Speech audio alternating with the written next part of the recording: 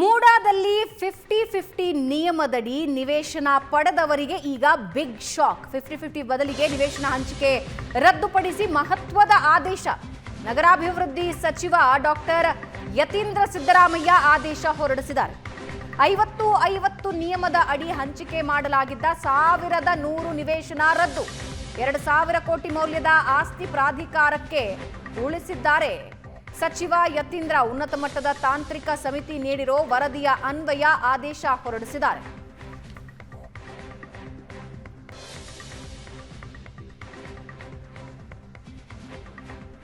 ಮೂಡಾದಲ್ಲಿ 50-50 ನಿಯಮದ ಅಡಿ ಯಾರ್ಯಾರು ನಿವೇಶನ ಪಡೆದಿದ್ದಾರಲ್ಲ ಅವರಿಗೀಗ ಬಿಗ್ ಶಾಕ್.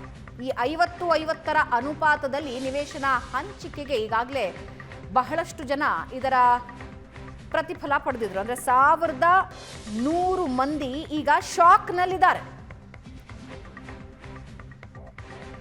50-50 ನಿಯಮ ಅಂದ್ರೆ ನೀವೊಂದು ಜಾಗನ ಬಿಟ್ಕೊಟ್ರೆ ಅದರಲ್ಲಿ ಡೆವಲಪ್ ಆದ 50% ನಿಮಗೆ ಬಿಟ್ಕೊಡ್ಲಾಗತ್ತೆ. ಇವಾಗ ಎಕ್ಸಾಂಪಲ್ 10 ಸೈಟ್ಗಳನ್ನ ಕ್ರಿಯೇಟ್ ಮಾಡಿತ್ತು ಮೂಡ ಅಂದ್ರೆ ಅದರಲ್ಲಿ 50% ಅಂದ್ರೆ 5 ಸೈಟುಗಳನ್ನ ನೀಡೋದು. ನೀವು ಕೊಟ್ಟ ಜಾಗಕ್ಕೆ ಬದಲಿಗೆ 50 ಸೈಟುಗಳನ್ನ ನೀಡೋದು, 5 ಸೈಟುಗಳನ್ನ ನೀಡೋದು.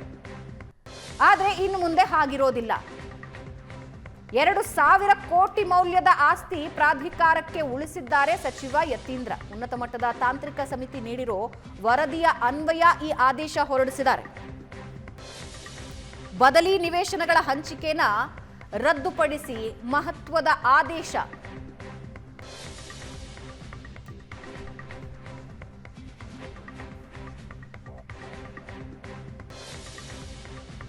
ಒಂದು ವೇಳೆ ಆ ಡೆವಲಪ್ ಆದ ಜಾಗದಲ್ಲಿ ಬೇಡ ಅಂತ ಹೇಳಿದ್ರೆ ಮತ್ತೊಂದು ಜಾಗದಲ್ಲಿ ನಿವೇಶನಗಳನ್ನ ನೀಡೋದಾಗಿರುತ್ತೆ. ಉನ್ನತ ಮಟ್ಟದ ತಾಂತ್ರಿಕ ಸಮಿತಿ ನೀಡಿರುವ ವರದಿಯ ಅನ್ವಯ ಹಂಚಿಕೆ ಮಾಡಲಾಗಿದ್ದ 1100 ಜನರಿಗೆ ಈಗ ಶಾಕ್.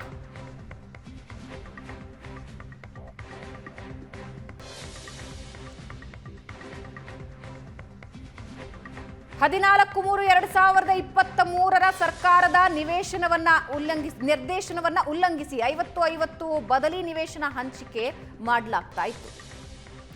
ಈಗಾಗಲೇ ಸಬ್ ರಿಜಿಸ್ಟ್ರಾರ್ ಕಚೇರಿಯಲ್ಲಿ ನೋಂದಣಿಯಾಗಿರುವ ಬದಲಿ ನಿವೇಶನಗಳ ಕ್ರಯಪತ್ರಗಳನ್ನ ರದ್ದುಪಡಿಸೋದಕ್ಕೆ ಸಿವಿಲ್ ನ್ಯಾಯಾಲಯದಲ್ಲಿ ತಕ್ಷಣವೇ ದಾವೆ ಹೂಡುವಂತೆ ಎಂಡಿಎಗೆ ಅಂದ್ರೆ ಮೂಡಾಗೆ ಸೂಚನೆ ಕೊಟ್ಟಿದ್ದಾರೆ. ಹೊಸ ಕ್ರಯಪತ್ರ ವಿತರಣೆ ತಡೆ ಹಿಡಿದಿದ್ದಾರೆ. ಸರ್ಕಾರದಿಂದ ಸ್ಪಷ್ಟ ಮಾರ್ಗಸೂಚಿ ರಚನೆಯಾಗಿ ಸೂಕ್ತ ನಿರ್ದೇಶನ ಬರೋವರೆಗೆ ಪ್ರಾಧಿಕಾರದಿಂದ ಯಾವುದೇ ಕ್ರಯಪತ್ರಗಳನ್ನ ನೀಡೋ ಹಾಗಿಲ್ಲ. ಈಗಾಗಲೇ ನೋಂದಣಿಯಾಗಿರುವ ನಿವೇಶನಗಳಿಗೆ ಖಾತಾ ಮಾಡಿಕೊಡೋದನ್ನು ಕೂಡ ತಡೆ ಹಿಡಿಬೇಕು. ಎಸ್, ಇವಾಗ ಇನ್ನಷ್ಟು ಡೀಟೇಲ್ಸ್ ಹಂಚ್ಕೊಳ್ತಾರೆ ನಮ್ಮ ಪ್ರತಿನಿಧಿ ಮಧುಸೂದನ್. ಈಗ ನಗರಾಭಿವೃದ್ಧಿ ಸಚಿವ ಯತೀಂದ್ರ ಹೊರಡಿಸಿರೋ ಈ ಆದೇಶದ ಹೈಲೈಟ್ಸ್ ಏನು? ಭವನ, ಇದಿಷ್ಟೇ ಕೂಡ ಏನು 2023 ಮಾರ್ಚ್ ತಿಂಗಳಲ್ಲಿ ಒಂದು ಆದೇಶ ಆಗಿತ್ತು. ಇದೇ ಯತೀಂದ್ರ ಸಿದ್ದರಾಮಯ್ಯನವರ ಕುಟುಂಬಕ್ಕೆ ಸೇರಿದಂತ ಆಸ್ತಿಗೆ ಸಂಬಂಧಪಟ್ಟಂತೆ ಅವರ ತಾಯಿ ಪಾರ್ವತಿ ಅವರು ಏನೋ ಮೂಡಾದಿಂದ ಬದಲಿ ನಿವೇಶನವಾಗಿ 50-50 ಅನುಪಾತದಲ್ಲಿ 14 ನಿವೇಶನಗಳನ್ನ ತೆಗೆದುಕೊಂಡಿದ್ರು. ಅದು ಕಾನೂನು ಬಾಹಿರ 50-50ಯಲ್ಲಿ ಕೊಡ್ಲಿಕ್ಕೆ ಸಾಧ್ಯವೇ ಇಲ್ಲ ಅಂತೇಳಿ ಒಂದು ದೂರು ಕೇಳಿ ಬಂದಿತ್ತು. ಅದರ ಹಿನ್ನೆಲೆಯಲ್ಲಿ ತನಿಖೆ ಆಗಿ ಒಂದು ಆದೇಶ ಬಂದಿತ್ತು, 50-50 ನಿವೇಶನಗಳನ್ನ ರದ್ದು ಮಾಡಬೇಕು ಅನ್ನೋದು. ಇದು ಲೋಕಾಯುಕ್ತದಲ್ಲಿ ತನಿಖೆ ನಡೀತಾ ಇತ್ತು. ಅದೇ ರೀತಿಯಾಗಿ ಇಡಿ ಕೂಡ ಒಂದಷ್ಟು ಸೈಟ್ಗಳ ಪಟ್ಟಿಯನ್ನ ಕೂಡ ರಿಲೀಸ್ ಮಾಡಿತ್ತು. ಇದುವರೆಗೂ ಇಡಿ ಸುಮಾರು 700ಕ್ಕೂ ಹೆಚ್ಚು ನಿವೇಶನಗಳನ್ನ 50-50 ಅನುಪಾತದಲ್ಲಿ ಅಕ್ರಮವಾಗಿ ಮೂಡ ಕೊಟ್ಟಿದೆ ಅನ್ನೋದನ್ನ ಗುರುತು ಮಾಡಿ ಹೇಳಿತ್ತು. ಇಷ್ಟೆಲ್ಲ ಆದ ನಂತರವೂ ಕೂಡ ಮೈಸೂರು ಏನು ಅಭಿವೃದ್ಧಿ ಪ್ರಾಧಿಕಾರ ಏನಿದೆ ಇದರಲ್ಲಿ ನಿವೇಶನಗಳು ಈ 50-50 ಅನುಪಾತದಲ್ಲಿ ಬಂದಿರ್ತಕ್ಕಂಥ ನಿವೇಶನಗಳನ್ನ ಅಲ್ಲಲ್ಲಿ ರಿಜಿಸ್ಟರ್ ಮಾಡಿಕೊಡುವಂಥದ್ದು, ಜೊತೆಗೆ ರಿಜಿಸ್ಟರ್ ಆಗಿರ್ತಕ್ಕಂಥ ನಿವೇಶನಗಳನ್ನ ಖಾತೆ ಮಾಡಿಕೊಡುವಂತದ್ದು ಆಗ್ತಾ ಇತ್ತು.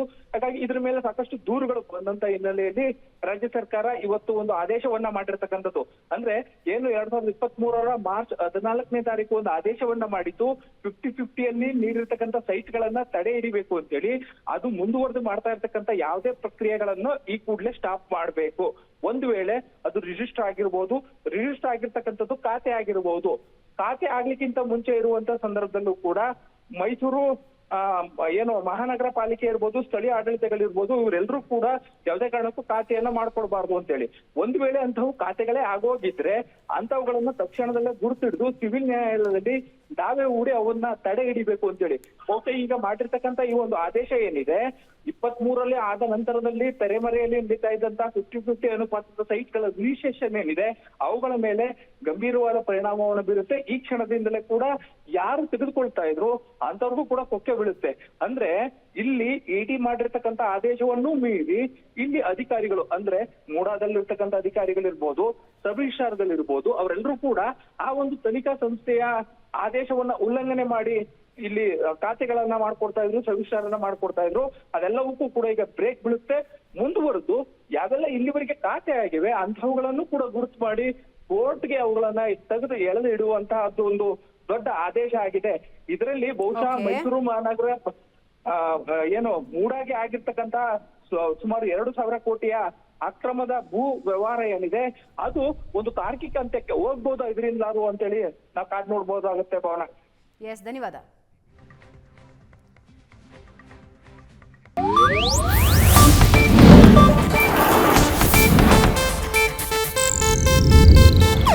ಇದು ಏಷ್ಯಾನೆಟ್ ನ್ಯೂಸ್ ನೆಟ್ವರ್ಕ್ ಪ್ರಸ್ತುತಿ.